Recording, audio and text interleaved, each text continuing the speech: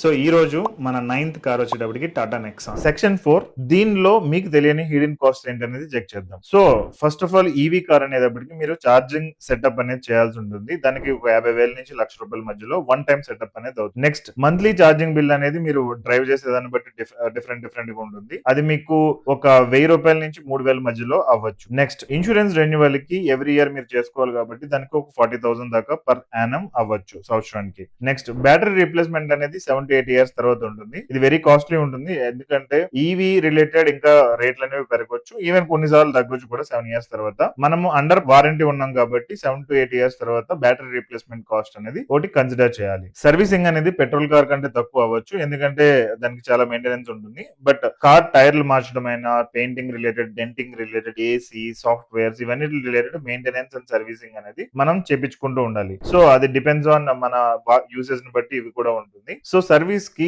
ఒక 3,000 నుంచి 5,000 మధ్యలో కాస్ట్ అనేది అవుతుంది. దానికి మీరు రెడీగా ఉన్నట్లయితేనే, అంటే ఈ ఎలక్ట్రిక్ చార్జెస్ ఇంకా రిమైనింగ్ ఈ ఛార్జింగ్ కి లేదంటే మిగిలిన అదర్ ఎక్స్పెన్సెస్ కాకుండా ఇంకొక 3,000 నుంచి 5,000 మీరు పక్కన పెట్టుకుంటే మీ లైఫ్ అనేది దీనికి పీస్ఫుల్ గా ఉంటుంది. సో ఈఎంఐ ఒకటే కట్టడం కాదు, ఈ మెయింటెనెన్స్ కి కూడా ఒక 3,000 నుంచి 5,000 పక్కన ఉండాలి. ఓకే, పీపుల్ అందరూ అనుకునేది ఏంటంటే ఈవీకి పెద్దగా కాస్ట్ అవ్వదు, జీరో రన్నింగ్ కాస్ట్ అనుకుంటారు. బట్ రియాలిటీ ఏంటంటే మనం ఇక్కడ కరెంట్ బిల్ కట్టాలి, ఇన్సూరెన్స్ పే చేయాలి, and on time charging points మనకు దగ్గరలో లేకపోతే అక్కడ వేరే ఛార్జింగ్ స్టేషన్ దగ్గర అమౌంట్ పే చేసి దాని రిలేటెడ్ ఛార్జింగ్ బిల్ అనేది మనం పే చేయాల్సి ఉంటుంది.